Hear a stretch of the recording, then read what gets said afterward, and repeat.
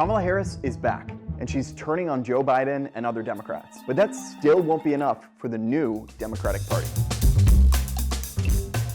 Unlike a lot of politicians, Kamala Harris does have a claim to a legitimately book-worthy story. She was the first female vice president, the vice president to the oldest president ever, and can say what he was like privately, and she lost the most important election in modern history. That's an interesting background for a book.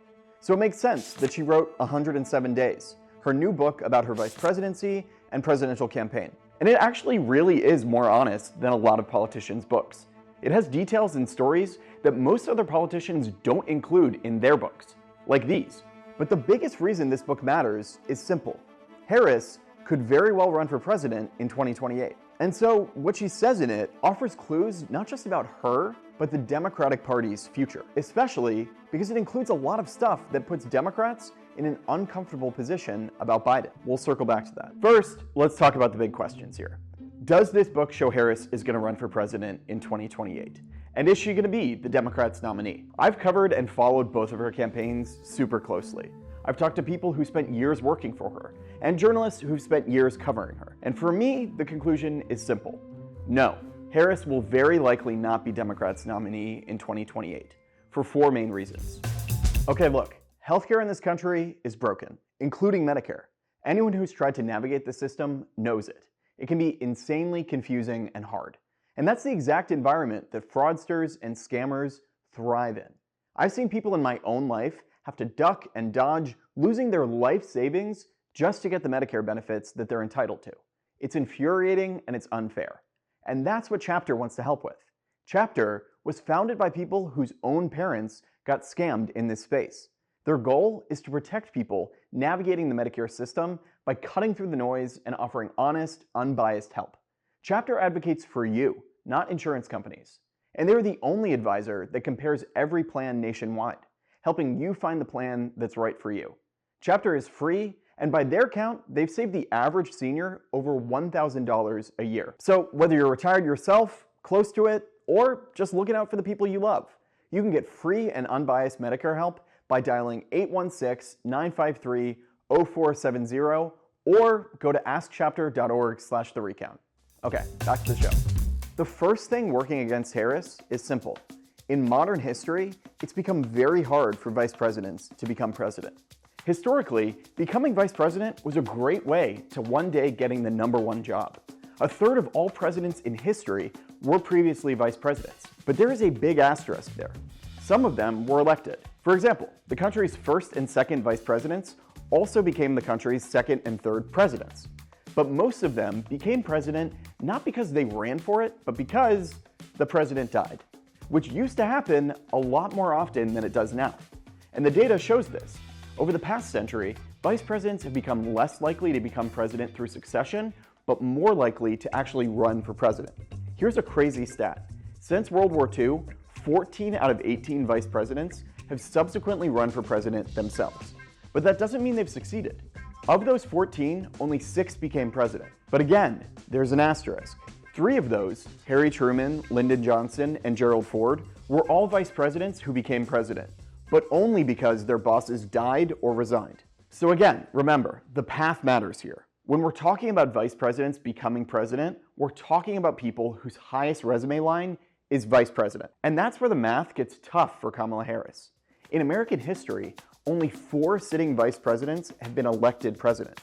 John Adams in 1796, Thomas Jefferson in 1800, Martin Van Buren in 1836, and George H.W. Bush in 1988. And only 2 former vice presidents have ever been elected, Richard Nixon in 1968 and Joe Biden in 2020. And when you lay it out like that, it's kind of wild, especially George H.W. Bush. He's the only incumbent vice president to win the presidency over the past 190 years. One reason for that? Americans are increasingly getting tired of the parties and the people in power, much more quickly than they used to. It used to be really normal for parties to hold the presidency for 12, 16, even 20 years straight. Now, not so much.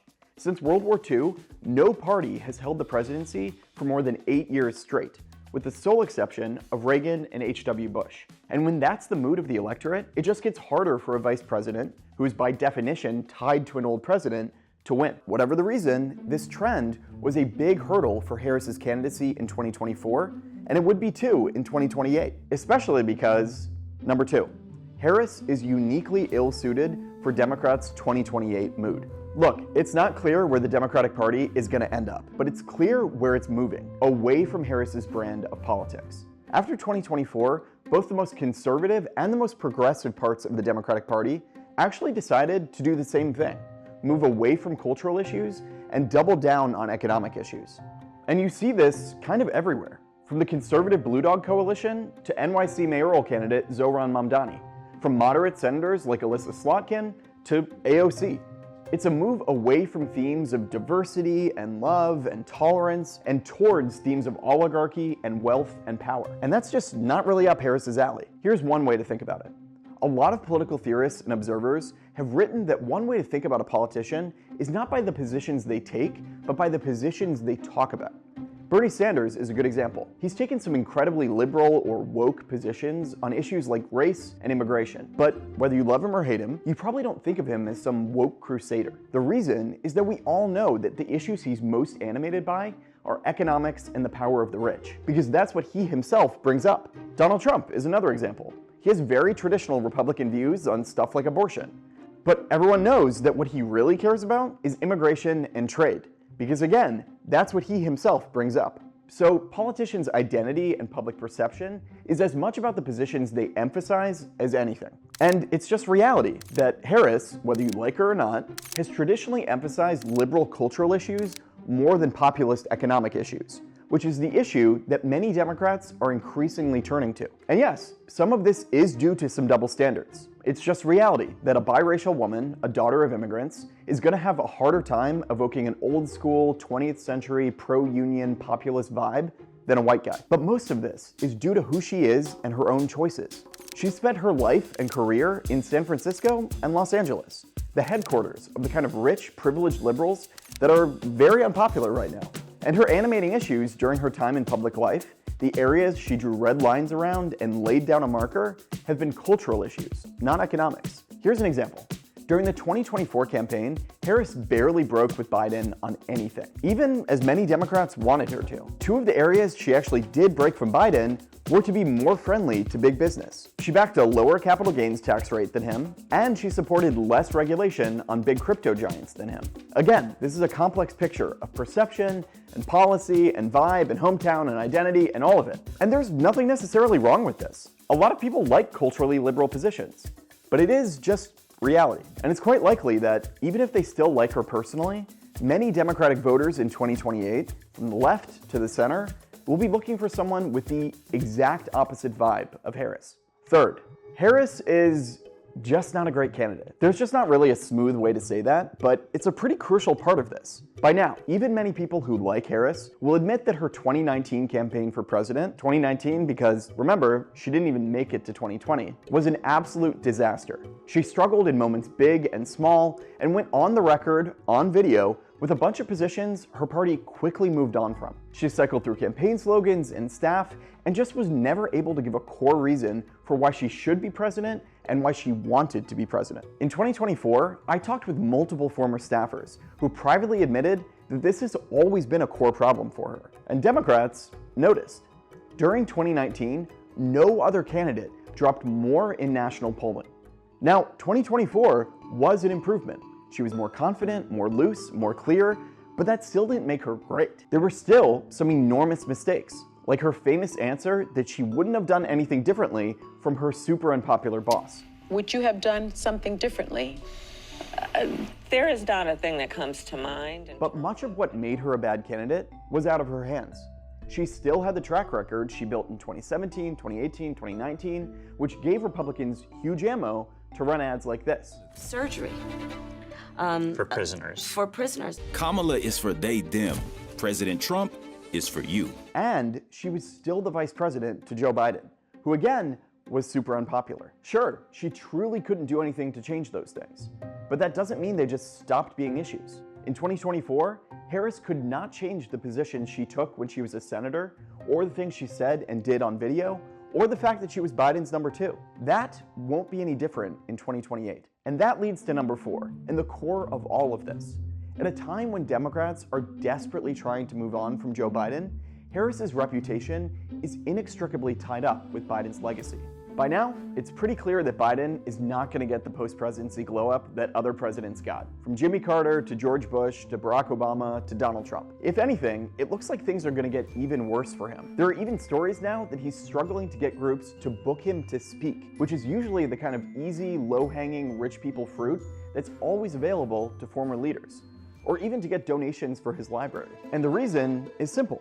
For Democrats, Biden's legacy is now cemented as the guy who, through his record and his decision to run for re-election, opened the door to a second Trump term. Remember, his decision to run again was already unpopular with Democratic voters way back in 2022, but now it's nuclear-level toxic. With this book, Harris is clearly trying to distinguish herself at least a little bit from Biden. She wrote in it that, in retrospect, it was, quote, recklessness for the Democratic Party to leave the decision solely to Biden and his wife. And that's definitely notable.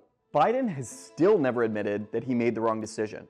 He even claimed after the election that he would have beaten Trump, which is a big LOL. And now, his own vice president is saying that it was a mistake. But again, that does not erase the fact that she was once the biggest cheerleader for Biden's mental strength. She called him One of the boldest and strongest American presidents we have had. She attacked the special counsel who first raised alarms about his memory and mind. Could not be more wrong on the facts and clearly politically motivated.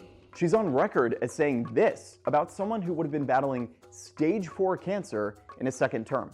Our president is in good shape, in good health, and is ready to lead in our second term. She even initially explained away his disastrous debate performance as, Yes, there was a slow start, but it was a strong finish. now look, I'm really not just saying this to bag on her. I get it, this was part of her job. And as anyone in DC knows, Biden's team really would have thrown her under the bus if she had said anything else. But try telling that to actual voters. Oh yeah, sorry, I was just being a team player. Good luck. And that's the bottom line for Harris. The book is a reminder to Democrats of her core vulnerability. For Democrats overall, there really is no way out but through. Biden left the party weak, defeated, and more unpopular than any time in modern history. Every 2028 candidate is going to have an answer about Biden, not just for his decision to run again, but for his management of the country and his record on stuff like immigration, which, remember, was also super unpopular. For basically all of those potential candidates, the way through isn't pretty, but it is pretty simple. You give one easy answer that he shouldn't have run. That draws a clear line. And then you lightly criticize a policy issue, and then you move on to other stuff. Many of them have already started to do it. He should not have run. But for Harris, that's impossible. She was there with him every step of the way. She was in those private rooms with him. She was the most vocal in defending both his health and his record. There's no way for her to run in 2028 without reopening all of those topics. The topics that Democrats desperately want to move on from and need Americans to move on from if they're going to win again in 2028. Maybe that's unfair, but life's not fair. And politics definitely isn't. And for me, it all adds up to one thing. I just don't think she will be Democrats' nominee. The book was a fun read, but it was also just a reminder of why. Do you think Kamala Harris is going to run in 2028? If not her, who do you think is going to be the nominee? Let me know in the comments below. And while you're at it, hit the subscribe button and hit the bell so you know every time we post a video.